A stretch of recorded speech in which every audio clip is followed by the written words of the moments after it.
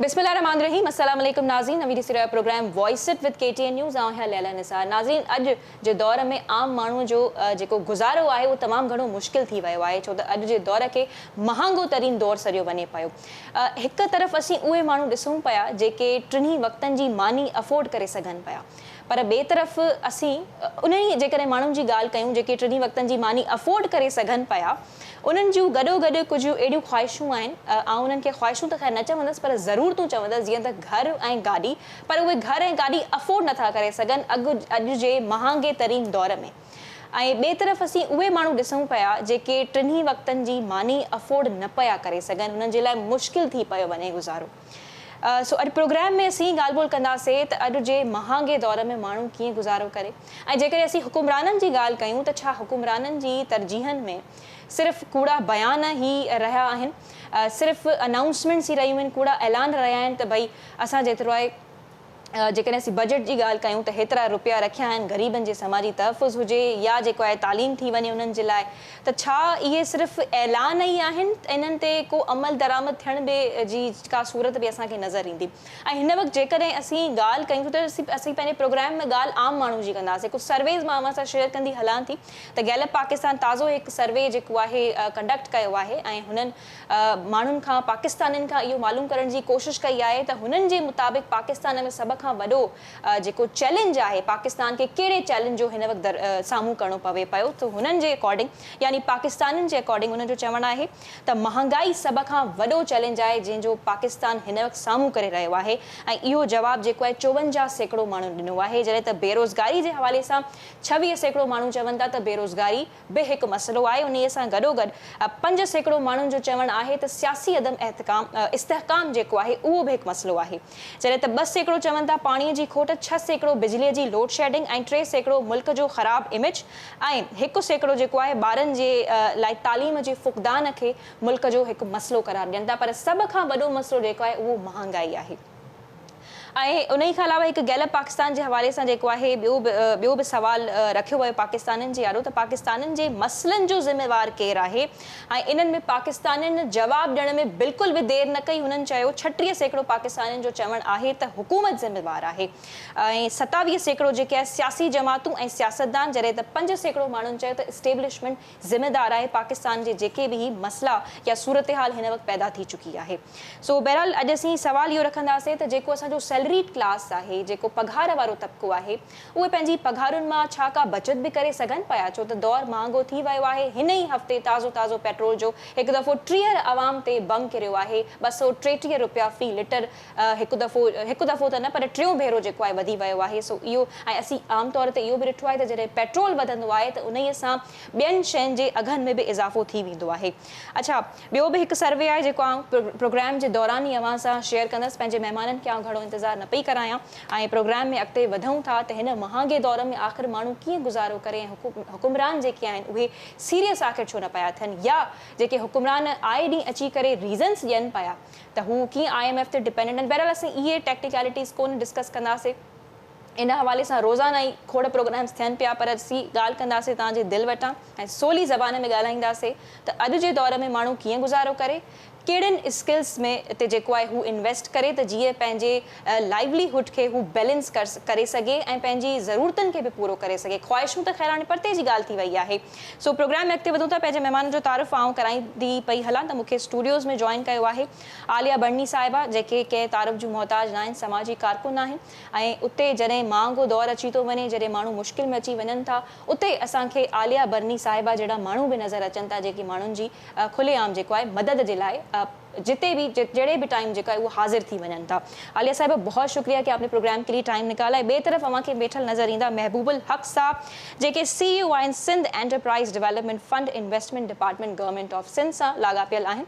सो महबूबुल हक़ साहब, तव्हांजी बि वॾी महिरबानी त तव्हां टाइम कढियो हिन अहम मौज़ू ते ॻाल्हाइण जे लाइ। सो महबूबुल हक़ साहब सां असीं जेको आहे कोशिशि कंदासीं त सॉल्यूशन्स जे हवाले सां ॻाल्हायूं।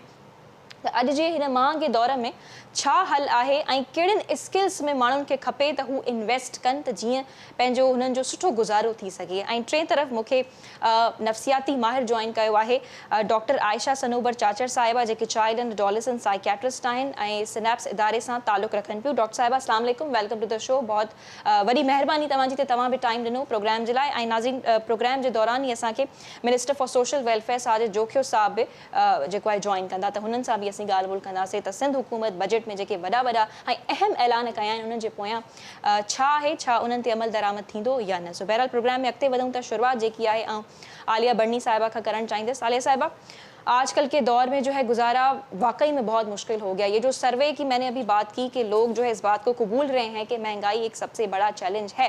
इसी हफ्ते हुकूमत ने जो है वो पेट्रोल का बॉम्ब भी है हमारी जो है बेचारी आवाम के ऊपर गिरा दिया है। तो हम किस तरफ जा रहे हैं? गुजारा नहीं हो रहा है, लोग तड़प रहे हैं, लोग जो है कोई अपनी ज़रूरत पूरी नहीं कर पा रहे हैं। घर खरीदना जो है वो कोई, आप इसको क्या ख्वाहिश कहेंगे या एक ज़रूरत है? पेट्रोल का बम एक दफ़ा नहीं गिरा, 3 बार तो गिरा। तो ये कीमतें बढ़ती जा रही हैं और मुझसे ज़्यादा कौन जानता होगा कि आवाम के दिल पर क्या गुजर रही है। क्योंकि जब शेल्टर होम में आने वालों की लाइनें लगी हों और सब ये चाहते हों कि यहाँ पर आ जाएं, और क्यों आ जाएं? क्योंकि अगर किसी को कोई मेडिकल इशू है तो वो सोचते हैं कि इनको किसी इदारे में डाल दिया जाए ताकि वहीं से इलाज हो जाए। बच्चे की पैदाइश है तो इसको डाल दिया जाए, चलो वहाँ से पैदाइश होगी तो हम वापस ले आएंगे, एक बड़ा बजट हमारा निकल जाएगा। अगर घर में 2-4 बच्चे हैं या इससे ज़्यादा बच्चे हैं, पहले तो कहते हैं ना 6-8, अब मैं 2-4 की बात कर रही हूँ कि अगर कम बच्चे भी हैं, अगर 3-4 बच्चे हैं तो वो उनको भी नहीं पाल पा रहे, तो उसमें से भी कभी ऐसा करते हैं कि सारे बच्चों को शेल्टर पे छोड़ दिया जाए या कभी 2 बच्चों को छोड़ दिया जाए, 2 बच्चों को जिनको आप खाना खिला सकते हैं अपने पास रख। तो अभी आपके लिए कितना मुश्किल हो रहा है, क्योंकि आप भी एक ट्रस्ट चला रही हैं, देने वाले हाथ लैला, देने वाले हाथ खुद तंग हो गए हैं, उनका अपना घर नहीं चल रहा और लेने वाले हाथों की कतार बन गई है। और गवर्नमेंट से जो पैसे दिए जाते हैं 2000 रुपए पर फैमिली के हिसाब से अगर देंगे और महंगाई जो है वो हजार रुपयों के हवाले से हो जाएगी, तो सिर्फ अब गरीब तबका नहीं, वो जो मिडिल क्लास जो पूरे मुल्क को लेकर चल रही थी, मिडिल क्लास जो बैकबोन होती है, मिडिल क्लास जो आपको डायरेक्शन देती है, अब तो मिडिल क्लास की भी चीखें निकल गई हैं। और जब इनसे बातचीत होती है तो जिस किस्म के अल्फाज वो इस्तेमाल करते हैं, जिस कदर उनके दिल में अब गम, गुस्सा और इससे आगे भी जो हुकूमत के लिए, ये हुकूमत क्या, कोई भी ऐसा इदारा या ऐसी जगह या ऐसे लोग जो इसके जिम्मेदार हैं, अवाम के दिल में अब उनके लिए बहुत सख्त रंजिश पैदा हो गई है। ये लम्हे फिक्रिया है, अगर घर में रोटी ना, भूखे को रोटी चाहिए, 2 वक्त का खाना चाहिए, ना वो आपके दिलासे से खामोश होगा, ना आपकी बातों और तसल्लियों से उसको कुछ होगा। भूखे के पेट में रोटी। मैं कहती हूँ घर, आपने बात की, घर तो बहुत लैला अब बहुत आगे चली गई हैं। घर तो अमीरों के पास भी अगर अब हो तो बड़ी बात है। मैं तो सिर्फ 2 वक्त की रोटी और तन पे कपड़े की बात करती हूँ। तन पे कपड़ा भी अगर साल भर में 2 जोड़े हों गुजारा हो जाएगा। पेट की रोटी दिन में 1 वक्त भूख लगती है। और मेडिकल, पेट की रोटी और मेडिकल, इसके बगैर गुजारा नहीं है। हुकूमत कुछ नहीं करती तो गरीब को ये 2 चीजें फराहम कर दे कि माँ बाप अगर इस दुनिया से जा रहे हैं और बीमार हैं, या इवन वो खुद बीमार है, या बच्चे की पैदाइश है, बीवी इस हालत में, उसका इलाज करवा दें। क्योंकि अगर अवाम की बात करें, अवाम जी जेकॾहिं नाज़रीन ॻाल्हि कयूं त हुननि जूं डिमांड्स जेके आहिनि सफ़ा उहे एतिरो के ॾुखियूं त न आहिनि। हू सिर्फ़ु जेको आहे खाधो था घुरनि, 3 वक़्तनि जो, सुठा कपिड़ा, यानी रोटी कपिड़ा मकान, जेको असीं जेकॾहिं सिंध हुकूमत यानी जेका पार्टी आहे, पीपल्स पार्टी जी ॻाल्हि कयूं, जेको हुनजो नारो आहे। सो बहरहाल प्रोग्राम में अॻिते वधूं था। डॉक्टर आयशा सनोबर चाचर जी तरफ़, उन्हनि खां थोरो असीं ॻाल्हि ॿोल कंदासीं ऐं पोइ महबूब साहब ॾे ईंदासीं सॉल्यूशन्स जी तरफ़, त भई छा सॉल्यूशन्स आहिनि। डॉक्टर साहिबा, समूरी सूरत हाल अवां जे बि आॾो आहे, आवाम जेको आहे रोई रही आहे त हू पंहिंजूं ख़्वाहिशूं त ख़ैर पते जी ॻाल्हि आहे, ज़रूरतूं बि पूरियूं न पिया करे सघनि। माण्हू जेके आहिनि किरायनि जे घरनि में रहियल आहिनि, किरायो ॾियणु जेको आहे हुननि जे लाइ हिकु मुश्किल ॻाल्हि थी वञे पई। त इन सभु में अच्छा मेंटल हेल्थ वरी जेकॾहिं असीं ॻाल्हि कयूं ज़हनी सिहत जी, त इन्हनि अहिड़नि हालातनि जे सबबु सभ खां वधीक मुतासिर माण्हुनि जी जेको आहे ज़हनी सिहत थिए पई, जेकॾहिं आउं दुरुस्त चवां पई, त उन तरफ़ त जेको आहे हुकूमत जेको आहे तवजा ॾे, शायदि ई ईअं पॉसिबल थिए। पर अवां थोरो इनखे एक्सप्लेन कजो, रोशनी विझो त इन समूरी सूरत हाल में जेको महांगाई जो दौर आहे, केतिरे हद ताईं अवाम ज़हनी दबाव ऐं ज़हनी परेशानियुनि जो शिकार पियो थिए। न हिकिड़ी शइ जेको मां क्लैरिफाई करे वठां हिते लैला, उहा कि असां हिते ज़हनी सिहत जी ॻाल्हि पिया कयूं, ज़हनी बीमारी जी ॻाल्हि न पिया कयूं। ठीकु आहे, त उहा 2 डिफरेंट शयूं आहिनि। मेंटल इलनेस, मेंटल डिसऑर्डर हिकिड़ी ॿी शइ आहे, ऐं मेंटल हेल्थ ऐं वेलबींग हिकिड़ी ॿी ठीकु शइ आहे। आहे। इहा जेका पूरी सिचुएशन जंहिंजे बारे में असां ॻाल्हि कयूं पिया, उन जूं मल्टीपल लेयर्स आहिनि। अच्छा। इंडिविजुअल लेयर्स ते ऐं सिस्टमैटिक लेयर्स ते जेका आहिनि मेंटल वेलबींग इफेक्ट थिए थी। એટલે सिस्टम जी, असांजी नेशन जी जेका मेंटल वेलबींग आहे कलेक्टिवली, उहा जेका आहे हिकु टर्मोइल, अनसर्टनिटी, लाइक हर वक़्तु जेका आहे हिकिड़ी रेस्टलेस सिचुएशन में असांजी नेशन जेका अवाम खे असां ॾिसी सघूं था। ऐं हुन वजह सां तव्हां ॾिसंदो कि रिएक्टिविटी ॾाढी आहे। हिकिड़ी कंहिं बि ॻाल्हि ते सोशल मीडिया ते रोड रेज ॾिसो त overall collectively definitely mental wellbeing ते इफेक्ट पियो आहे। अगरि असां ॻाल्हि कयूं था मेंटल इलनेस जे पर्सपेक्टिव सां, ॾिसो का बि पॉवर्टी या सोशो इकोनॉमिक स्टेटस या का बि अहिड़ी जेका सोशल सिचुएशन आहे, उहा डायरेक्टली लीड कोन कंदी आहे मेंटल इलनेस। काफ़ी सारा मीडिएटिंग फैक्टर्स हूंदा आहिनि, राइट, ऐं ना ही मेंटल इलनेस जेका आहे उहा लीड कंदी आहे डॉक्टर साहिबा जी, अवां चयो त कुझु बि थिए पियो त फॉरन रिएक्टिविटी अचे पई, फॉरन आवाम जेको आहे, आवाम हुजे या सियासतदान हुजे, रिएक्ट करणु शुरू पिया करे वठनि। त पोइ जहिड़ा हालात पैदा थी चुका आहिनि त छा उन्हनि हालातनि में रिएक्ट करणु हिकु नॉर्मल ॻाल्हि न आहे? न, अगेन जी इहा ॻाल्हि मां तव्हांजी शो में पहिरीं बि करे चुकी आहियां कि रिएक्शन ऐं रिस्पॉन्स करण में जेका आहे उहो फ़र्क़ु हूंदो आहे, राइट। मां जेका अगरि अवाम ऐं नेशन जी ॻाल्हि पई कयां त उहो मां तव्हांखे चवणु पई चाहियां कि सम्झ में अचे थो कि इहा जेका टर्मोइल, इहा जेका इमोशनल रिएक्टिविटी असांखे नज़र अचे थी अवाम में, उहा हिन सिचुएशन जे करे ई आहे। उहो रेस्टलेसनेस नज़र अचे पई। अगरि तव्हां इहा ई ॻाल्हि स्टेक होल्डर्स जी कयो पिया या तव्हां गवर्नमेंट जी ॻाल्हि कयो था, हुननि जी तरफ़ूं रिएक्टिविटी अचणु मुंहिंजे लिहाज़ सां हिकिड़ो सही हिकिड़ो आउटकम कोन्हे। हुननि खे रिस्पॉन्स करण जी ज़रूरत आहे। हुननि जी तरफ़ूं रिएक्टिविटी जेका आहे उहा जस्टिफाइबल कोन्हे। नेशन अगरि रिएक्ट करे पई त उहा समझ में अचे थो, छो जो लिटरली लिखाइण लाइ कोन्हे। ऐं अगेन मेंटल हेल्थ खे असांखे लॻे थो कि लग्ज़री आहे, बट असां बिल्कुलु बेसिक असां रोज़मर्रा जी ज़िंदगी जी ॻाल्हि कयूं पिया। So that's what I meant जॾहिं मां रिएक्टिविटी जी ॻाल्हि कई। So it's understandable बिल्कुलु। अच्छा, ठीकु आहे। यानी तव्हां चओ था त अवाम जेको आहे उहो सही सां रिस्पॉन्ड न पई करे, थोरो आउं चाहींदसि त वधीक इहा न अवाम न, मां स्टेक होल्डर्स, गवर्नमेंट जी, जेको तव्हां चयो न कि अवाम बि जेका नेशन जेका आहे उहा बि रिएक्ट करे पई ऐं गवर्नमेंट या जेका पॉलिटिशियंस आहिनि उहा बि रिएक्ट कनि पिया। मां इहो चवां पई कि अवाम जी इमोशनल रिएक्टिविटी समझ में अचे पई हुननि जा हालात ॾिसी करे, ठीकु। जेका पॉलिटिशियंस ऐं गवर्नमेंट ऐं स्टेक होल्डर्स आहिनि हुननि जी रिएक्टिविटी जस्टिफाइबल कोन्हे, बिकॉज़ उहो हिकिड़ी सर्टन पोजीशन ते आहिनि। तमामु इम्पोर्टेंट ॻाल्हि कई, सही। ठीकु आहे doctor Ayesha, response is important. ठीकु आहे। अच्छा, हू चवनि पियूं त जेकी अवाम जी रिएक्ट करे पियो त उहा त ॻाल्हि सम्झ में अचे पई, पर सियासतदाननि जो रिएक्ट करणु उहा जेकी ॻाल्हि आहे सम्झ खां ॿाहिरि आहे, छो त हू हिकु ज़िम्मेदार पोजीशन ते आहिनि। आलिया साहिबा, वो कह रही हैं कि रिस्पॉन्स करने में और रिएक्ट करने में फ़र्क होता है। महबूब साहब, आप इस पर कुछ कमेंट करना चाहेंगे? पहले सॉल्यूशंस की तरफ तो बाद में आएंगे, जाहिर सी बात है। कंक्लूजन कोशिश करेंगे कि निकालें इन सारे मसाइल का, लेकिन पहले जो है आप इन पे कमेंट करें कि गवर्नमेंट, अगर हुकूमत की जब हम बात करते हैं, हम इतना हुकूमत पे पहले बताएं कि डिपेंडेंट क्यों है, और अगर हैं तो क्या ये दुरुस्त बात है? और आपने डॉक्टर आयशा की भी गुफ्तगू सुनी, उस पर भी आप कमेंट करना चाहें तो ज़रूर कीजिएगा। जी, एक तो सबसे पहले बहुत बहुत शुक्रिया, मुझे आपने मदऊ किया। महबूब साहब, अवां सिंधी में ॻाल्हाए सघो पिया? जी, थोरो थी पियो वञे, छो त सिंधी ऐं उर्दू महिमान गॾु आहिनि। तव्हांजी वॾी महिरबानी, तव्हां मूंखे हिन शो ते मदऊ कयो। एंड अॼुकल्ह जो दौर उहो आहे, it's a tough time for everybody. ऐं इन में असांखे ॾाढो संभलिजी हलणो पवंदो ऐं हर कंहिंखे पंहिंजी ज़िम्मेदारी जो अहसासु करिणो पवंदो। ऐं आउं सम्झां थो कि हुकूमत जी ज़िम्मेदारी आहे बिल्कुलु, ऐं हुकूमत बि पंहिंजे महदूद वसाइल जे ॾिसंदे ऐं उन्हनि जो महदूद वसाइल जे हूंदे हुए जेको कुझु करे सघे पई, उन जे वस में हींअर कुझु रहियो कोन्हे। तव्हां ॾिसो त अगरि जे पेट्रोल जी क़ीमतूं आहिनि, हुकूमत ना चाहींदे वधाए पई, त ऐं छो पई वधाए, छोकी तव्हां वटि फॉरेन रिज़र्व्स कोन आहिनि, ऐं उहे रिज़र्व्स खे मेंटेन करण जे लाइ तव्हांखे IMF जी मदद खपे, ऐं उहा मदद तॾहिं ईंदी जॾहिं तव्हां उन्हनि जी टर्म्स खे अग्री कंदा। सो हुकूमत जे वस में कुझु रहियो कोन्हे। हाणे अवाम खे हिते रिस्ट्रेन ॾेखारे, ही महांगाई जो जेको सिलसिलो आहे, इहो रुगो पाकिस्तान में कोन्हे, इहो बाक़ी दुनिया में बि आहे। तव्हां यूरोप में पर महबूब साहब उहे त डेवलप्ड कंट्रीज़ आहिनि न, उहे तरक़ी याफ़्ता आहिनि, ही त जेको आहे तरक़ी पज़ीर मुल्क आहे, तरक़ी अंडर डेवलप्ड कंट्री आहे न, त पोइ हिते डेवलपिंग कंट्री आहे सॉरी पाकिस्तान, त पोइ हिते छा इहो चवणु दुरुस्त आहे? ॿियो अवाम इन्हनि टेक्निकलिटीज़ खे IMF वारी ॻाल्हियुनि खे ग़रीब तबिको कीअं सम्झंदो?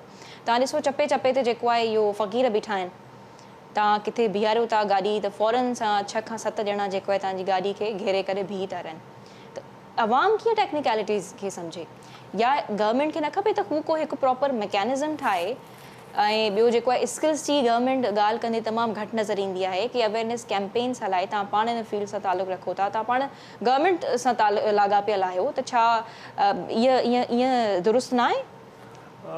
ॾिसो जेको बि सोल्यूशन आहे उहो कलेक्टिविज़म में आहे, मौजूदु आहे।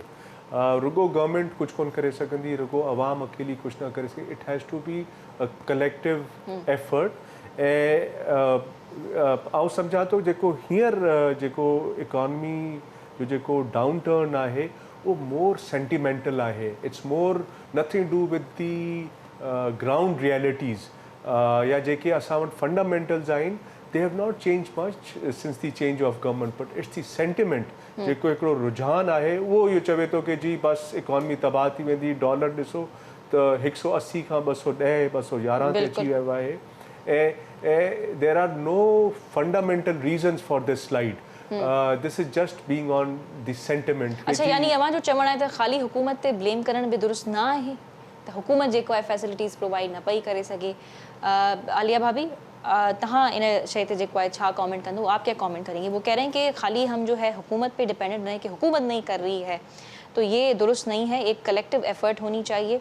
यानी मेरा ख्याल है वो यही कहना चाह रहे हैं महबूब साहब के जो हिकड़े पेज ते जेको है समूरा सियासतदान अची वञनि, जेका एक इम्पॉसिबल ॻाल्हि आहे। कलेक्टिव जी, एफर्ट मैं बिलीव करती हूँ। अवाम की भी जिम्मेदारी थी जो पूरी नहीं हुई, इसको भी मैं मानती हूँ, लेकिन हुकूमत को और इदारों को माफ़ नहीं किया जा सकता। जब आप डेवलप्ड कंट्रीज की बात करते हैं तो वहाँ कम से कम अवाम को या मुल्क को ये दुख तो नहीं है कि किसी ने हमें लूट कर खा लिया। वहाँ ये दुख तो नहीं है हुक्मरान जिन्हें हमने इलेक्शन करके मुंतखब किया, सीट पे बिठाया, वो हमारा पैसा लेके कहीं और चले। इंफ्रास्ट्रक्चर अच्छा है, वो बाहर सिस्टम तो साइकिल लेके निकल सकते हैं, हम तो वो भी नहीं कर सकते हैं। सिस्टम तो है ना वहाँ, ठीक है। और वहाँ ये दुख तो नहीं है कि अपने आए और अपनों ने आके बम गिराए और अपनों ने आके हमें लूट कर लेकर चले गए। पाकिस्तानी कौम बहुत एक्स्ट्रा ऑर्डिनरी कौम है। जिन हालात में हम पाकिस्तान में सर्वाइव कर रहे हैं, पाकिस्तान बनने के बाद से 70 की दहाई के बाद, ये सिर्फ हम ही कर सकते थे। लेकिन हमारे पास तो इश्यू ये है कि हम गरीब बंदा भी टैक्स देता है। माचिस की डब्बी खरीदते हुए भी तो टैक्स होता है, जो गाड़ी रोड पर चलती है उसका भी तो टैक्स होता है। हर दफा हमने यही सुना कि हमारी आवाम टैक्स नहीं देती। ठीक है, जिस तरह टैक्स देना चाहिए एक सिस्टम के तहत वहाँ टैक्स नहीं देती, लेकिन हुकूमत ने माफ तो किसी को नहीं किया।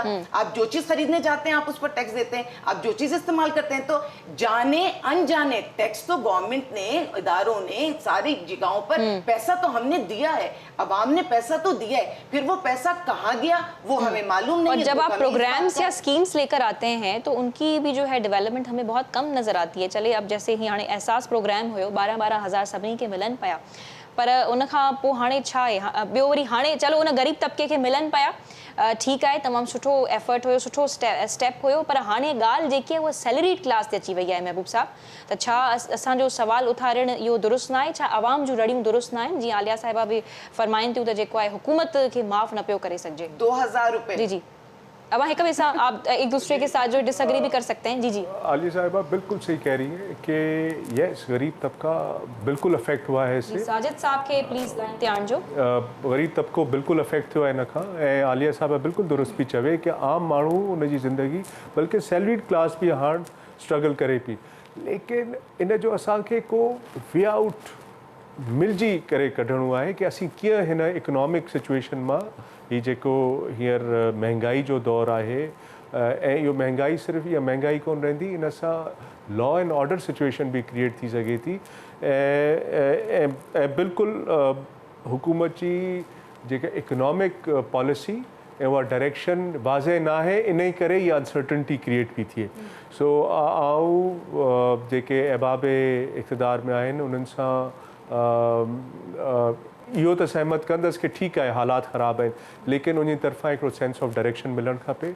उन तरफ़ां हिकिड़ी वे फॉरवर्ड ख़बर पए कि अॻिले 3 महीननि में छा सिचुएशन हूंदी, उतां छा अगरि बहितरी तरफ़ हालात वेंदा त कीअं वेंदा, उहा बिल्कुलु लाइन एंड पर लाइन हिते महबूब साहब सॉरी मां इंटरफेयर कयां पई, 3 महीननि में असीं बहितरी जी त उमेद न, पर असीं जेको आहे अञा वधीक मायूस थींदा पिया वञूं त हाणे वरी 3 महीननि में जेको आहे फलाणी शइ वधंदी, पेट्रोल वधंदो या फलाणियुनि शयुनि जा जेके अघ वधंदा, त हिते जी त अनसर्टेनिटी आहे, बिल्कुलु बिल्कुलु गैर यकीनी वारी सूरत हाल आहे। ऐं हिकिड़ो वैक्यूम ऐं इहा तव्हां सुठी पॉइंट हाईलाइट कई त जेको आहे हिकु प्रॉपर प्लान ॿुधाइनि त 3 महीननि में माण्हू छा एक्सपेक्ट करे। जी प्लीज़ कंटिन्यू कजो। जी सो इहो असल में गैर यकीनी सूरत हाल इन ई करे आहे छो कि का लाइन एंड लेंथ का स्ट्रेटजी को डायरेक्शन वाज़ह कोन थी आहे।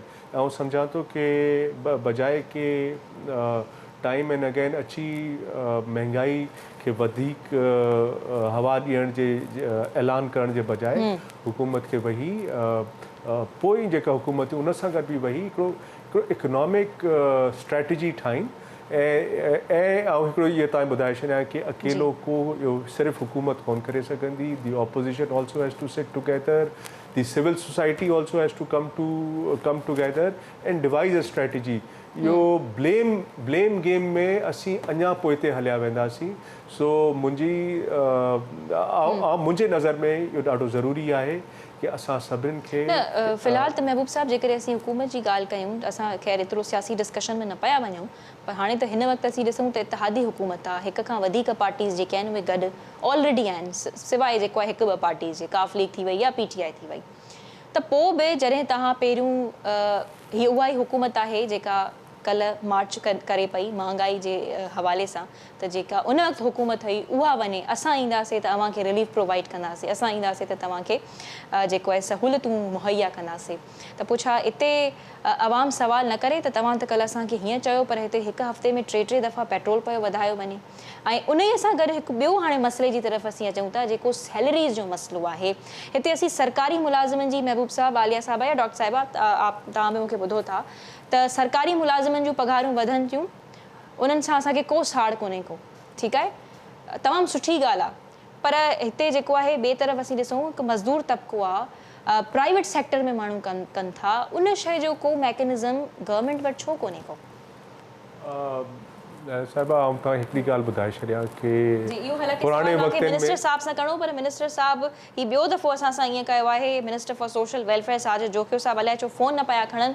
साजिद साहब तव्हां कहिड़ी मीटिंग में जेको आहे मसरूफ़ आहियो, प्लीज़ टाइम ॾियो, हिते आवाम जो जेको हाल आहे तमामु बुरो थी रहियो आहे ऐं असीं चाहियूं था तव्हां खां सवाल कयूं ऐं जेको आहे उन्हनि जा सेटिस्फैक्टरी जवाबु ॾियो। जी असांजो जेको इदारो आहे सिंध एंटरप्राइज़ डेवलपमेंट फंड, उनजो इहो नारो आहे, तव्हां ॿुधो हूंदो हिकिड़ो पहाको, उत्तम खेती, वधंदड़ वापारु, नीच नौकिरी। तो असीं अलाए छो मुंहिंजो हिकिड़ो पुराणो पहाको आहे, चवंदा आहिनि उत्तम खेती, वधंदड़ वापारु, नीच नौकिरी। तो अलाए छो असांजो हिकिड़ो माइंड सेट जेको आहे उहो नौकिरी न आहे। ऐं तव्हांखे हिकिड़ो नंढो सो मिसाल थो ॾियां, कल्ह मूं वटि हिकिड़ो साहबु आयो ऐं उनखे नौकिरी जी घुर्ज हुई। सो मूं उन्हनि सां ॻाल्हाईंदे कंदे पुछियो भई तव्हांजी घणी औलाद आहे, छा था कनि? हुन ॿुधायो मुंहिंजो पुटु ACCA क्वालिफाइड आहे ऐं उहो नौकिरी कंदो हो, पर हुनखे नौकिरी में सम्झ में न आई, हुन पंहिंजो बिज़नेस स्टार्ट कयो ऐं पोइ उनजे पुट सां मिलियुसि त उन साल हिकिड़े में जेको बिज़नेस एक्सपेंड कयो आहे कॾहिं बि उनखे पघार में उहो वाधारो न मिलियो आहे। चवण जो मक़सदु इहो आहे असांखे पंहिंजो माइंड सेट बि चेंज करिणो आहे, असांखे इहो नौकिरी जे चकर मां निकिरणो आहे, छो कि वापारु ईअं ई कोन वॾा चई विया वधंदड़ वापारु। सो उन में तरक़ी बि आहे, ख़ुशहाली बि आहे, एवेन्यूज़ बि इलाही था खुलनि। हिकिड़ो बिज़नेस अगरि तव्हां अॼु स्टार्ट था कयो and you have the right strategy, the right line of business, so असांखे थोरो सो आउट ऑफ द बॉक्स निकिरणो पवंदो। इहो चवण के सही आहे, मुंहिंजे ख़्याल में इते हाणे चवणु सही रहंदो, जेकॾहिं तव्हां हुकूमत ते डिपेंडेंट थी थकिजी पिया आहियो, पंहिंजी पघारुनि मां तव्हांजी बचत न पई थिए, त हिकु ॿियो रस्तो बि आहे, यानी तव्हां पंहिंजे लाइ पंहिंजी ज़िंदगी खे तब्दील करे सघो पिया, जंहिंखे असीं बिज़नेस यानी वापारु चऊं पिया। जी बिल्कुलु। पर वापार जे लाइ महबूब साहब चयो वेंदो आहे त तव्हां वटि कुझु हुजणु खपे, पैसा हुजणु खपनि। इहो सवाल मां तव्हां सां कंदसि, पर पहिरियों जेका डॉक्टर आयशा जी तरफ़ हलूं था। डॉक्टर साहिबा, इहे जो डॉक्टर साहब ॻाल्हि कनि पिया त हीअ जेको नौकिरी वारो माइंड सेट आहे त नौकिरी खपे, जीअं उन्हनि पाण में मिसाल ॾिनो त कल्ह उन्हनि वटि को आयो नौकिरी जी तलाश में, भई जेको आहे ACCA क्वालिफाइड आहे ऐं नौकिरी खपे, त नौकिरी वारे माइंड सेट मां यानी असांखे जीअं चवनि था त आउट ऑफ द बॉक्स थी करे सोचणो पवंदो, यको असां गवर्नमेंट ते डिपेंडेंट या गवर्नमेंट खे जेको आहे घटि वधि ॻाल्हाईंदासीं वेठा ऐं हुननि तां जेको आहे डिपेंडेंट थियणु असीं इन ॻाल्हि खे ख़तमु बि करे सघूं था जेकॾहिं असीं थोरो आउट ऑफ द बॉक्स थी करे सोचूं त what's wrong with the mentality of people, त हू एतिरो जॉब डिपेंडेंट छो आहिनि? पेरेंट्स बि पंहिंजे जेको आहे औलाद खे इहो चवंदा आहिनि त भई हे पढ़ंदो लिखंदो हिन खां बाद में सुठी नौकिरी वठंदो, बिज़नेस ओरिएंटेड आइडियाज़ जेके आहिनि उहे तमामु घटि ईंदा आहिनि, ईअं छो आहे? न हिते बिफोर आई एड्रेस दिस मां हिकिड़ी शइ क्लैरिफाई करे छॾंदमि कि गवर्नमेंट जी रिस्पॉन्सिबिलिटी तॾहिं बि हूंदी आहे तव्हां एंटरप्रेन्योरशिप या बिज़नेस में पंहिंजा लाइक पीपल्स पार्टी सां तालुक़ रखंदड़ MPA गज़ाला सियाल साहिबा जॉइन कयो आहे, उन्हनि जे ॾाढो ही असीं सवाल रखी। जी डॉक्टर साहिबा, असांखे पीपल्स पार्टी सां तालुक़ रखनि थियूं MP आहिनि गज़ाला सियाल साहिबा, उन्हनि सां ॻाल्हि ॿोल करे वठूं था। गज़ाला साहिबा अस्सलाम वालेकुम।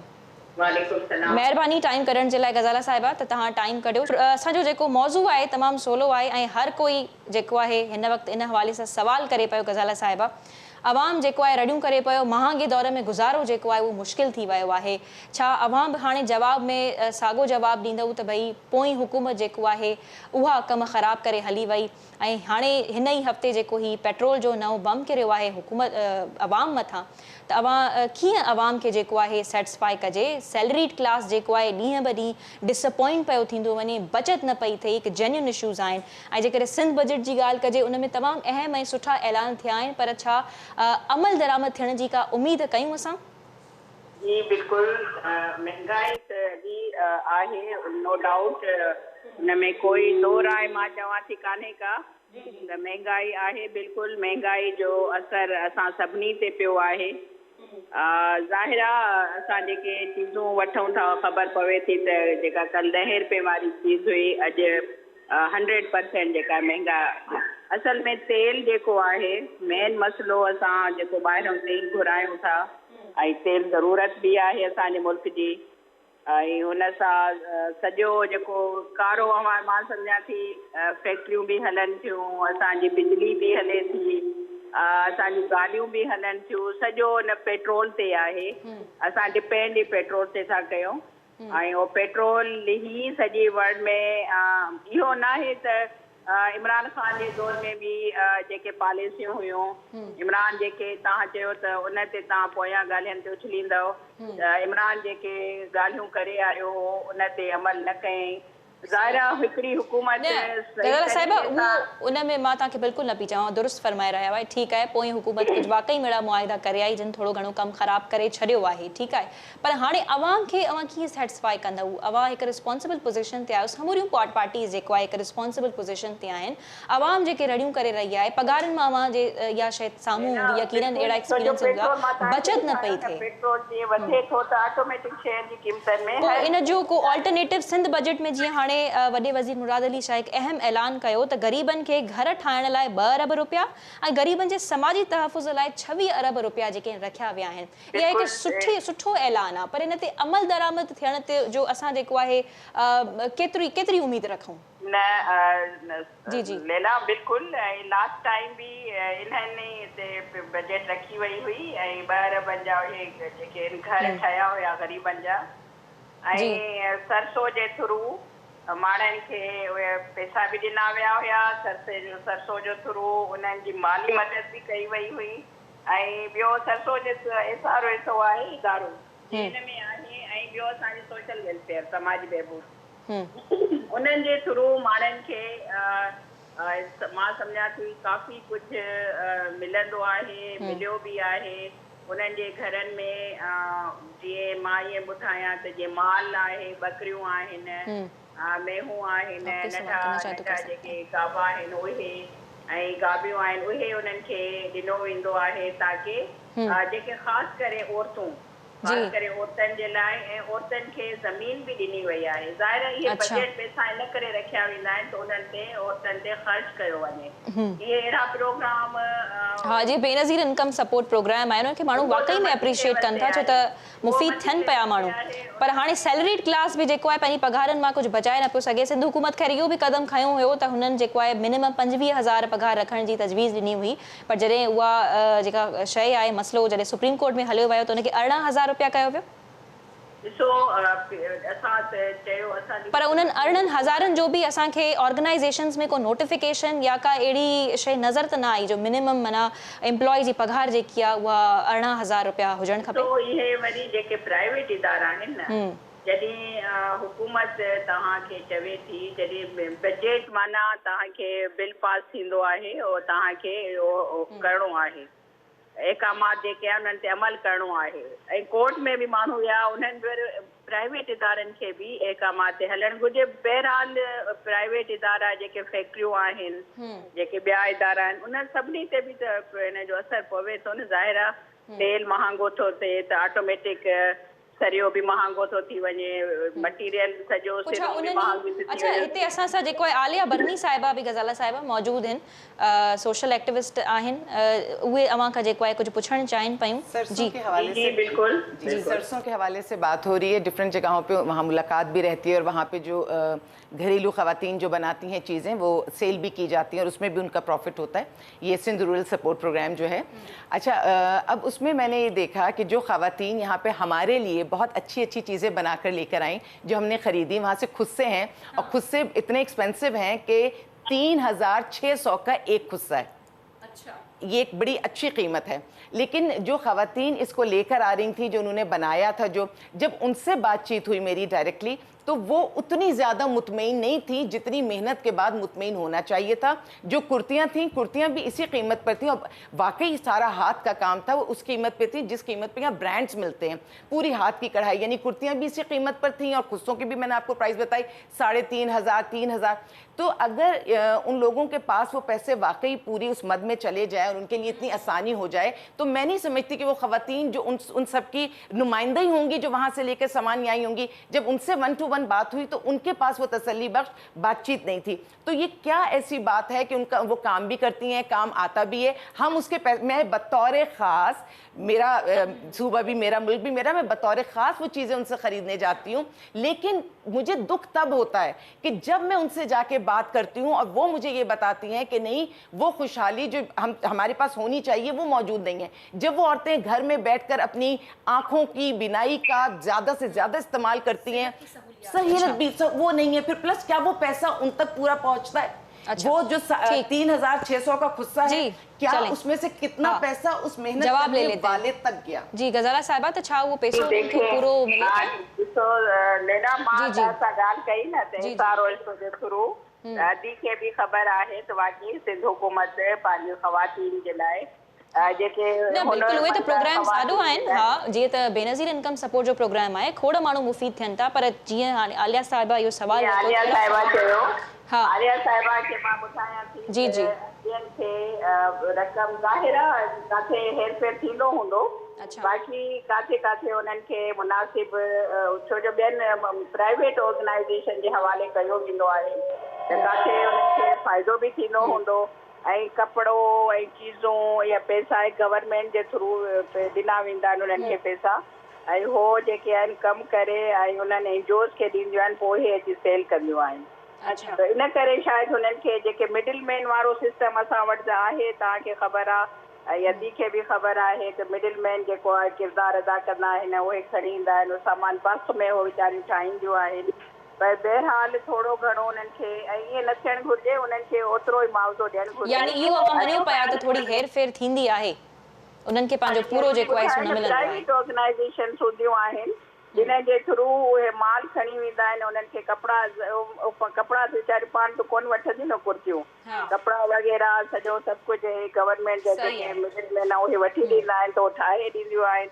ज़ाहिर हुन कपिड़े जो बि जेको ख़र्चु हूंदो, उन्हनि जो ख़र्चु हूंदो, उन्हनि खे पहुचाइणु, वरी उहे खणी अचनि, वरी हिते अची मेले में या फेस्टिवल में रखणु, त उन्हनि जो बि ज़ाहिर पंहिंजो बि ख़र्चु कढंदा हूंदा। वरी उन करे अॼु जी ॻाल्हि आहे त मां बिल्कुलु सहमत कंदमि त उन्हनि खे ओतिरो ई मुआवज़ो मिलणु घुरिजे जेतिरो उहो कमु करे रहियूं आहिनि। ठीकु आहे, उन्हनि खे फ़ाइदो आहे, पर इलाही कुझु ठीक है, यानी गजाला साहिबा चवंदो तो थोड़ी घणी हेर फेर थी वेंदी है, थोड़ा बहुत इधर उधर हो जाता है क्योंकि जो कपड़े वगैरह हैं वो ज़ाहिर है हुकूमत जो है वो उन्हें लेके देती है। बहरहाल प्रोग्राम में अॻिते वधूं था। गजाला साहिबा तव्हां असां सां लाइन ते ई रहिजो छो त टॉपिक जेको आहे इलाही अहम आहे, आवाम जे दिलि वटां आहे। असां सां जेको आहे महबूबुल हक़ साहब मौजूदु आहिनि जेके CEO आहिनि Sindh enterprise development fund investment department जा। असीं कोशिशि कयूं था त उन्हनि खां बि कुझु जेको आहे स्किल्स जे हवाले सां सम्झूं त आवाम हुननि जो चवणु इहो आहे ऐं त जेको आहे इहो सिर्फ़ु हुकूमत ते डिपेंडेंट न रहणु खपे पर इंसान जेको आहे पंहिंजी ज़िंदगी वापार जे ज़रिए बि चेंज करे सघे पियो। महबूब साहब इन ते कॉमेंट कजो। अवां कुझु चओ पिया वापार जे लाइ त असां वटि जेको नौकिरी वारो माइंड सेट आहे उहो एग्ज़िस्ट करे थो, वापार जी तरफ़ घटि रुझान आहे। पर आउं अव्हां खां सवाल कयो त वापार खां अॻु त चयो वेंदो आहे त पैसो अव्हां वटि हुजणु ज़रूरी आहे न? अगर तव्हां वटि बिज़नेस आइडिया आहे ऐं वो तव्हां एग्जीक्यूट करे सघो था, अगरि तव्हां इहो डेमोन्स्ट्रेट करे सघो था त फाइनेंसिस अवेलेबल आहिनि उन्हनि जे लाइ through angel investors, venture capital firms. ऐं ॿियो को अहिड़ो कारोबार कॾहिं बि के वॾे अमाउंट सां कोन शुरू थियो आहे। It is always a very humble beginning that has grown into a big business. सो इहो चवणु की उन लाइ बि कुझु सरमायो न ईअं कोन्हे, सरमायो थी थो वञे। तव्हां वटि बिज़नेस प्लान ऐं उनजी एग्ज़ीक्यूशन हुजणु खपे ऐं सरमायो अची थो वञे। सो मक़सदु तव्हांखे ॿुधाइण जो इहो आहे कि But again the question, do we have those sort of facilities जिते कोई सुठा एंटरप्रेन्योर्स विहन आइडियाज़ जेको आहे नौजवाननि जा ॿुधनि? स्कूल में स्कूल्स में बिल्कुल इनिशियली लाइक मैं समझती हूँ सेकेंडरी और अपर सेकेंडरी ये तो हमें प्राइमरी सेकेंडरी से ही चीज़ें नजर आ जानी चाहिए ना। स्कूल में बाकायदा उनको वहाँ पे एक प्रोग्राम उनके लिए होता है कि उनको कुछ पैसे कुछ भी है वो दे के फिर उन्हें कहा जाता है अब इसको तुम मार्केट में बेच कर आओ और तुम वहाँ से एक प्रॉफिट कमा के आओ। कब? स्कूल लेवल की मैं बात कर रही हूँ, ठीक है? वेस्ट की बात कर रही हूँ। ज्यूइश लोगों की, जैसे क्रिश्चियनिटी है उनका अपना है, लेकिन ज्यूइश जो है जिस तरह से रूल कर रहे हैं पूरी दुनिया में, ये बात बिल्कुल ठीक कह रहे हैं कि आपको अपना माल बेचना आना चाहिए, आपको एक्सपोर्ट करनी आनी चाहिए, आपको स्किल्स होनी चाहिए। पर लेकिन सारी जिम्मेदारी फिर वही अवाम पे, फिर वही माँ बाप पे कि वो कलेक्शन करें, रोटी बने नहीं, घर का किराया निकले नहीं। तो लेकिन ये कितनी आपने अच्छी बात जो है वो पॉइंट आउट की है त जेको वेस्ट में आहे प्राइमरी सेकेंडरी लेवल ते अहिड़े क़िस्म जी जेके नंढियूं एक्टिविटीज़ ब्रेन स्टॉर्मिंग वारियूं जेके कयूं वेंदियूं आहिनि। पर गज़ाला साहिबा अवांजी तरफ़ आउं अचां थी, हिते त अफ़सोस सां असीं ॾिसूं त स्कूल ई पूरा जेको आहे मुकमल हालत में न ठहियल आहिनि, त उते असीं अहिड़नि क़िस्म जी एक्टिविटीज़ खे कीअं एक्सपेक्ट कंदासीं? ॾिसो अॼु असांजा जेके न हुनरी स्कूल्स ऐं वोकेशनल स्कूल आहिनि हर ज़िले में, उते नौजवान औरतूं नौजवान पर गज़ाला साहिबा माज़रत मां इंटरफेयर कयां पई त उहे जेके वोकेशनल स्कूल्स आहिनि उहे वॾनि शहरनि में आहिनि, जेकॾहिं आउं ग़लति न चई रही आहियां तव्हां मूंखे दुरुस्त कजो। ॿाहिराड़ियुनि जा ॿार ॾिसूं छा उन्हनि जो को हक़ न आहे त हू बि मयारी तालीम हासिल कनि? शहरनि में बि आहिनि। हाणे अॼु मुंहिंजी भेण ॻाल्हि ॿुधो, इकनॉमिक ज़ोन असांजा ठहिया आहिनि। मां खैरपुर जी ॻाल्हि थी ॿुधायां तव्हांखे। उते इकनॉमिक ज़ोन ठहियो आहे, उते असां वटि टेक्निकल यूनिवर्सिटी आहे, उते छोकिरा छोकिरियूं सॼो हुनर जेको आहे। अच्छा सॉरी इहो रिपीट कजो, किथे हुनर जो प्रोग्राम शुरू थियो आहे? ऐं मूं वटि आवाज़ तव्हांजी ठीक न पहुतो। ॾिसो मां पे चवां असां वटि हुनरी उते स्कूल बि आहिनि ऐं यूनिवर्सिटियूं बि आहिनि। किथे? असां वटि खैरपुर जी मां ॻाल्हि थी कयां तव्हांखे। उते असांजी बेनज़ीर टेक्निकल यूनिवर्सिटी आहे जिते छोकिरियूं छोकिरा मुख़्तलिफ़ जीअं गाॾियूं ठाहिण, फ्रिज ठाहिण, AC ठाहिण या जेके फैक्ट्रियूं आहिनि उन्हनि खे कम जेके टुटी पवंदा आहिनि इलेक्ट्रॉनिक या ओड़ा कम जेके मैकेनिकल कम आहिनि उहे उन्हनि यूनिवर्सिटियुनि में नौजवाननि खे सेखारिया वेंदा आहिनि। ठीकु आहे, उहो हिकु वोकेशनल सेंटर थियो न? न मां पई चवां असांजे नौजवाननि खे अगरि उहे पंहिंजो बिज़नेस करणु चाहिनि त अगरि ॾिसो गाॾियुनि जो मैकेनिकल आहे, गाॾियूं सिखी आयो ठाहिण, उते हुन जा पुर्ज़ा सेट करणु, उहो अची पंहिंजो दुकानु खोले सघे थो। वरी उते असां वटि असां सभु जो डिपेंड जीअं अदा थो चए त सॼो नौकिरियुनि ते डिपेंड कंदा आहियूं। असां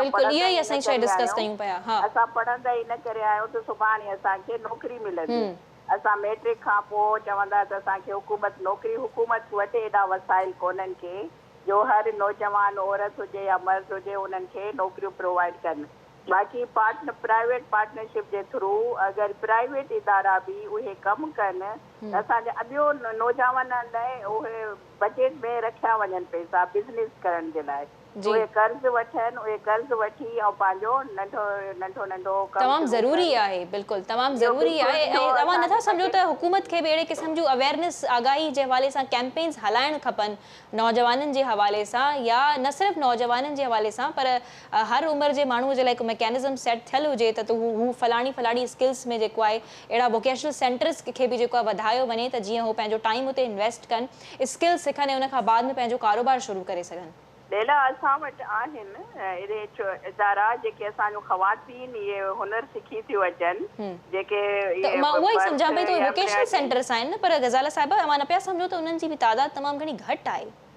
घटि आहे बिल्कुलु, जेका असांजी पॉपुलेशन आहे उन जे लिहाज़ सां हर ज़िले में हुजणु घुरिजे। मां चवां थी चंद ज़िलनि में न हुजणु घुरिजे, हर ज़िले में। ऐं इहो कमु आहे गवर्नमेंट जो, ताकी उहे जेके नौजवान असांजा आहिनि उहे ट्रेन थी अचनि, नौजवान छोकिरियूं छोकिरा, ताकी हू पंहिंजो जेको एंटरप्रेन्योर जेको आहे बिज़नेस उहो शुरू कनि ऐं पंहिंजो एंटरप्रेन्योरशिप में अॻिते वधी सघनि। अच्छा, हिते जेको आहे महबूब साहब खां थोरो पुछूं पिया त महबूब साहब कहिड़ियूं स्किल्स आहिनि जिन में जेको आहे इन्वेस्ट करणु ज़रूरी आहे? जीअं मां चयो, ऐं ॿियो असीं ॻाल्हि पिया कयूं त आइडियाज़ खणी अचनि, पर उहे आइडियाज़ जेकॾहिं आहे बि त उहे जीअं असीं प्राइमरी ऐं सेकेंडरी लेवल जी ॻाल्हि कयूं पिया त उते अहिड़े क़िस्म जूं एक्टिविटीज़ हूंदियूं आहिनि जेके उन्हनि खे नंढे हूंदे खां ई ट्रेन कंदियूं पियूं अचनि। त असांजी यूनिवर्सिटीज़ हुजनि या असांजा जेके तालीमी इदारा आहिनि उते त इहा शइ ॾिसण में कोन ईंदी आहे।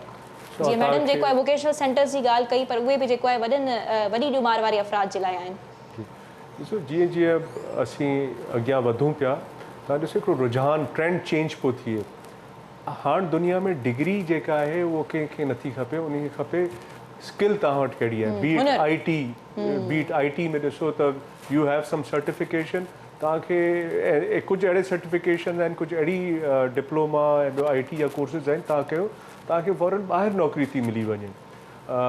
सो आई टी इंफॉर्मेशन टेक्नोलॉजी हिकिड़ो अहिड़ो शोबो आहे जेको आउं सम्झां थो रेवोल्यूशनाइज़ करे सघे थो, and it has been revolutionary. उनजो इम्पैक्ट तव्हां ॾिसो त अॼु पाकिस्तान में फ्रीलांसर्स उहे छा आहिनि, उहे फ्रीलांसर्स आई टी में आहिनि, ऐं उहो घरां वेही उन्हनि खे छा खपे, उन्हनि खे उहा स्किल अचणु खपे, हिकिड़ो लैपटॉप हुजे, इंटरनेट कनेक्शन हुजे, ऐं इहो 1,00,000 जो नुस्ख़ो तव्हांखे ॿुधायां पोइ कोर्स करण जी फीस हूंदी ₹1,00,000 हूंदी, ₹2,00,000 हूंदी, त 2-4 लख वॾी फीस आहे। But then this is being subsidised, government भी स्कॉलरशिप्स ॾे थी। आईटी में मूं बि असां ॾिठो आहे त जेकॾहिं सिंध हुकूमत जी ॻाल्हि कयूं त एतिरो घणो इन्वेस्ट कोन कयो आहे आईटी।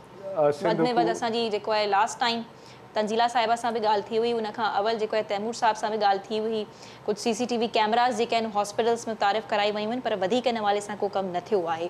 अच्छा, डॉक्टर आयशा साहिबा खे आई एम सॉरी, मां उनखे थोरो ऐड करणु चाहींदसि। डॉक्टर साहिबा, छा तव्हां कॉमेंट कंदव? हिकु त नौकिरी जे माइंड सेट ते बि अव्हांजी ॻाल्हि जेको आहे रहिजी वई हुई, ऐं ॿियो जेको आहे स्किल्स ते वधीक फोकस करणु खपे, हुकूमत पारां अवेयरनेस कैंपेन्स जो बि हुजणु तमामु लाज़िम आहे।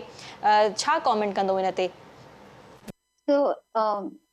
अगर मां चाइल्ड डेवलपमेंट की ॻाल्हि कयां लैला, त आई बिलीव जेको ॿार बाय डिफॉल्ट जेको आहे उहो एंटरप्रेन्योर हूंदो आहे। उहो लाइक अगरि तव्हां ॿार जी क्रिएटिविटी खे अगरि असां न मारूं त अलाए काथे असांजो पोटेंशियल वञे नहीं। अच्छा, माना असां ॿार जी क्रिएटिविटी खे मारे छॾियूं पिया। जी, ओ या definitely, because that's what it's happening। दो राय बिल्कुल बि कोन्हे, राइट। हिकु त इहा शइ, ऐं इहा जेका नौकरी वारी ॻाल्हि आहे, उहो माइंडसेट, उहा आहे सर्टेनिटी, उहा आहे प्रेडिक्टेबिलिटी, उहा आहे कि ख़बर आहे कि सुबुह जो उथी कहिड़ो रूटीन फॉलो करणो आहे, ऐं नौकरी सां गॾु ॿिया बि पर्क्स आहिनि जेका माण्हू खे हिकिड़ो सेटलमेंट वारी फीलिंग ॾींदा आहिनि। फॉर एग्जाम्पल फंड थी विया, प्रोविडेंट फंड थी विया, या बोनस, यू नो, लाइक उहा शइ। एंटरप्रेन्योरशिप वारी जेका शइ, जेको हाणे I agree with doctor Mehboob that trend is changing, definitely change थिए पियो। इनफैक्ट स्कूल्स एंड कॉलेजेस में हैकाथॉन ऐं जे थ्रू या लाइक काफ़ी जेका आहे उहा शयूं हाणे थी, पर उहे जिन स्कूल्स में थिए थो, उहे स्कूल्स जेके आहिनि हर को अफोर्ड न पियो करे सघे। डॉक्टर साहिबा, टाइम बि जेको आहे ख़तम थींदो पियो वञे, मां सभिनी जा क्लोजिंग रिमार्क्स बट मां हिकिड़ी शइ ज़रूर चवंदमि कि इहो एंटरप्रेन्योरशिप वारो जेको माइंड सेट आहे हुनमें अनसर्टेनिटी आहे। तव्हांखे नाहे ख़बर कि सुबुह जो उथी करे छा थियणो आहे, तव्हांखे बिल्कुलु ग्राउंड वर्क बि करिणो आहे, एज अ CEO बि कमु करिणो आहे।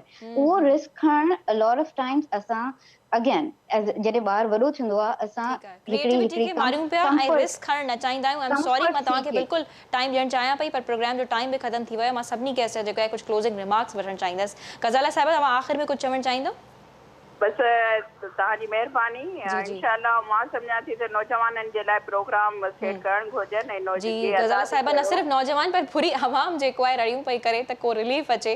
ऐं ख़ैर असीं त ख़ैर सिंध में वेठा आहियूं, सो ज़ाहिर आहे सिंध हुकूमत जी थोरी घणी ॻाल्हि कंदासीं त सिंध हुकूमत अहिड़ियुनि जेको आहे प्रोग्राम सां गॾु अचे जो आवाम जेको आहे वाक़ई में उन्हनि खे उन मां सहूलियत मिले। जी मां एग्रीकल्चर ते बि घणो डिपेंड करणु घुरिजे, छो जो असां पंहिंजी प्रोडक्टिविटी खे वधाइजे। सही, तरक़ी करणु घुरिजे, इन सां असांखे अॻिते बिज़नेस में बि फ़ाइदो थींदो। बिल्कुलु, यानी आउट ऑफ द बॉक्स थी करे माण्हू सोचे। जी महबूब साहब।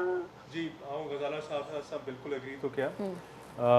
वे फॉरवर्ड आहे इंफॉर्मेशन टेक्नोलॉजी एंड एग्रीकल्चर, ये ॿ वे शोबा आहिनि। असीं 5000 साल पहिरीं ज़राअत में we were a civilisation, we were an agrarian economy, and today also we can be the top country ज़राअत जे शोबे में। ये ॿ शोबा आहिनि। ऐं ॿियो तव्हांखे ॿुधाए छॾियां कि सिंध गवर्नमेंट जो हिकिड़ो ॾाढो रोबस्ट प्रोग्राम आहे IT में, ऐं कॾहिं नेक्स्ट प्रोग्राम में मौक़ो हूंदो तव्हांखे ज़रूरु हुन बारे में ॿुधाईंदो। अच्छा, ठीकु आहे, तव्हां सुठो डिफेंड करे वियो गवर्नमेंट खे। जी आलिया साहिबा, प्लीज क्लोजिंग रिमार्क्स। जो डेवलप्ड कंट्रीज हैं उन्होंने सबसे पहले माँ को इज्जत दी है, औरत को इज्जत दी है। जब कोख में औलाद आती है, इंटेलेक्ट तो तब बनेगा जब माँ का इंटेलेक्ट बाकी रहेगा। और जब कारोबार की बात करूं, मेरे मुल्क में अब इसमें ना हुकूमत है ना कोई, एक आम बात करती हूँ। कारोबार शुरू होता है जवाल के वक्त। जितने बिजनेसेस खुलते हैं और चीजें शुरू होती हैं वो होती हैं 12 बजे के बाद। जिस जगह भी जवाल के बाद कोई चीज शुरू होगी उस पर सिर्फ जवाल ही आ सकता है। अल्लाह ताला ने सुबह जब फजर के वक्त सूरज निकाला है, हम सबको अपने कारोबार के लिए, अपने काम के लिए तभी जाना चाहिए। लेकिन चाहे वो सरकारी दफातर हो, चाहे वो प्राइवेट कोई सेक्टर हो, सिर्फ वो जहाँ पे सैलरी होती है, उन कुछ जगहों पे तो हमें लगता है कि वो 9 बजे जगहें खुल जाती हैं, लेकिन सरकारी दफातर में आपको अफसर नहीं मिलेगा। दुकानदार भी 1 बजे आएगा, जवाल के वक्त काम शुरू होगा। तो मैं समझती हूँ बहादुर शाह डिसिप्लिन ही नहीं, सुबह सादिक के वक्त शुरू कीजिए, वरना बहादुर शाह जफर का वक्त याद कीजिएगा कि जब अंग्रेज का लंच हो रहा होता था तो इनका नाश्ता हो रहा होता था। वो कौमें खत्म हो जाती हैं, बर्बाद हो जाती हैं। मैं इस वक्त ना पैसे की बात कर रही हूँ, ना मैं हुकूमत और अवाम की। ये मैं ओवरऑल जो हमारा एक जहन बन गया है, जो हमारा माइंडसेट बन गया है, जिसमें पैसा भी नहीं खर्च होना, मैं वो बात कर रही हूँ। कुछ नहीं कर सकते तो जो अल्लाह के कवानीन है कि सुबह सादिक के उनकी पासदारी करें। बहुत बिजली का फुकदान भी ठीक हो जाएगा अगर मगरिब के वक्त ये हम लाइट्स और ये चीजें हम यहाँ पे तो 12-1 बजे मार्केट शुरू होते हैं। बहरहाल समूरे मेहमान जी जेको है मेहरबानी। आलिया साहिबा, आपका बहुत शुक्रिया। महबूब साहब, तव्हांजी भी मेहरबानी। डॉक्टर साहिबा, अवांजी वरी मेहरबानी, तव्हां टाइम करो। ग़ज़ाला साहिबा, thanks to you too for taking the time out.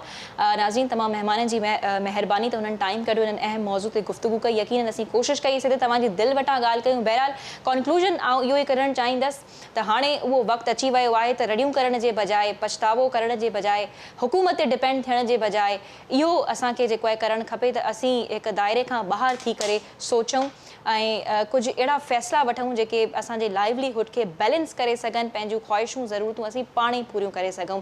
यकीनन हुकूमत ते जेके बि आवाम सवाल उथारींदी आहे उहे बजा हूंदा आहिनि, पर कुझु ॿिया बि सॉल्यूशन्स आहिनि। असां बॉक्स खां ॿाहिरि निकिरी करे बि सोचे सघूं पिया, जंहिंखे असीं कारोबार जे हवाले, कारोबार जो नालो ॾियूं पिया, बिज़नेस जो नालो ॾियूं पिया। सो कारोबार जे लाइ माण्हू बिल्कुलु सोचे सघे पियो, इन्वेस्ट करे सघे पियो। तव्हां वेहो कंहिं ड्रॉइंग रूम वग़ैरह में पंहिंजे वालिदैन सां जेको आहे ॻाल्हि ॿोल कयो। दोस्त वग़ैरह रोज़ जेको आहे हिते तव्हां ॾिसंदा एतिरियूं लार्ज गैदरिंग्स लॻियूं पयूं हूंदियूं आहिनि, त इन्हनि आइडियाज़ खे जेकॾहिं वेही करे डिस्कस कजे, मिली करे कमु कजे त काफ़ी जेको आहे बहितरी अची सघे थी। सो बहरहाल उमेद कयूं त तव्हांखे प्रोग्राम पसंदि आयो हूंदो। पंहिंजो फीडबैक ॾियणु न विसारींदा। अल्लाह हाफ़िज़।